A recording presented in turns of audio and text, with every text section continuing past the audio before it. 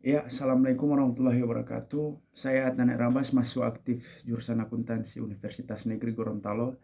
Dalam kesempatan kali ini untuk mengedukasi beberapa lembaga atau instansi yang berkaitan dengan perpajakan. Ya, menurut jurnal yang saya baca, sekitar 70% pendapatan negara dipengaruhi langsung oleh pajak.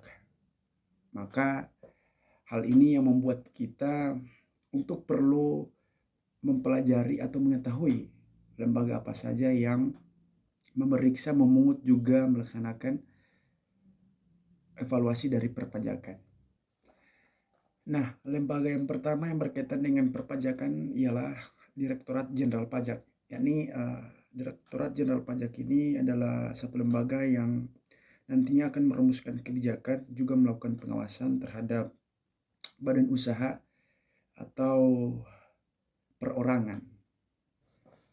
Yang kedua ialah Kementerian Keuangan. Nah, Kementerian Keuangan inilah melalui Direktorat Jenderal Pajak, Direktorat Jenderal Bea dan Cukai, dan juga beberapa instansi lainnya, Kementerian Keuangan menerima hasil daripada pungutan pajak yang nantinya akan mempengaruhi kepada kebijakan fiskal untuk pembangunan nasional. Nah, lembaga yang ketiga adalah Direktorat Jenderal Bea dan Cukai. Nah, instansi ini yang nantinya akan mengurusi perpajakan impor, ekspor, minuman beralkohol,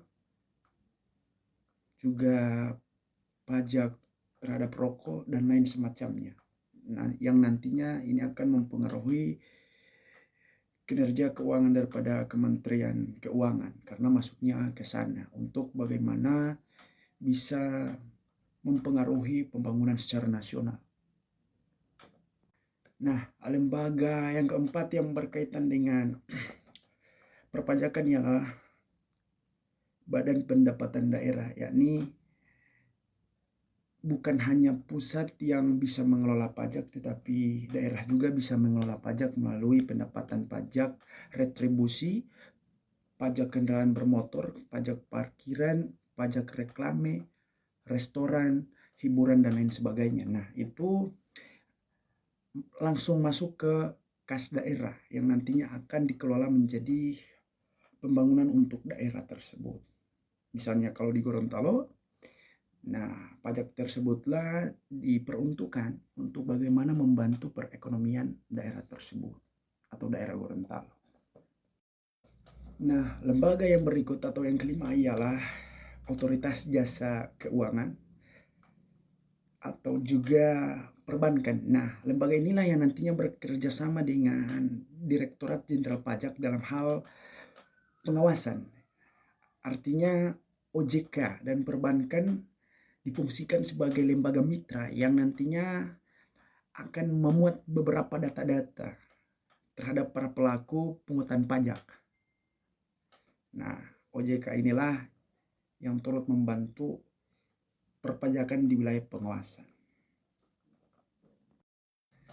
Nah, lembaga yang berikut adalah BPK, Badan Pemeriksa Keuangan. Nah, BPK inilah yang nantinya akan turut memeriksa atau mengaudit laporan keuangan negara. Jadi beberapa pungutan daripada hasil pajak itu akan diaudit oleh BPK sebagai bentuk pertanggungjawaban terhadap pajak itu tadi.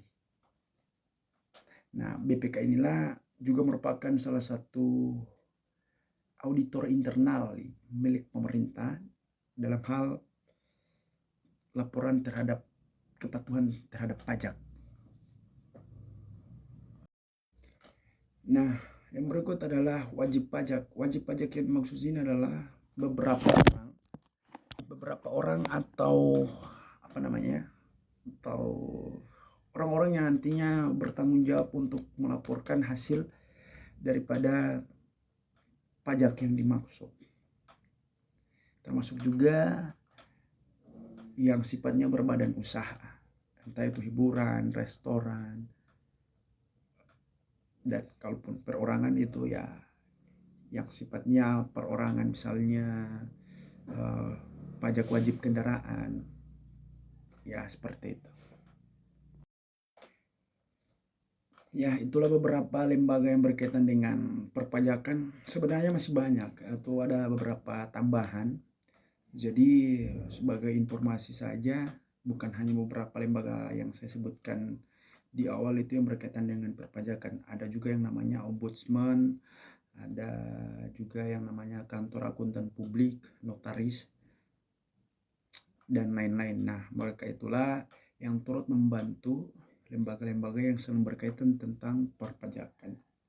Nah, terakhir dari saya bahwa karena berhubung pajak 70% berkontribusi untuk negara, maka dalam kesempatan kali ini saya hanya menghimbau kepada bagi wajib pajak dan juga beberapa instansi yang berkaitan dengan perpajakan baik secara pelaporan, pengawasan dan juga pengumpulan agar supaya tetap mengindahkan amanat Undang-Undang 1945.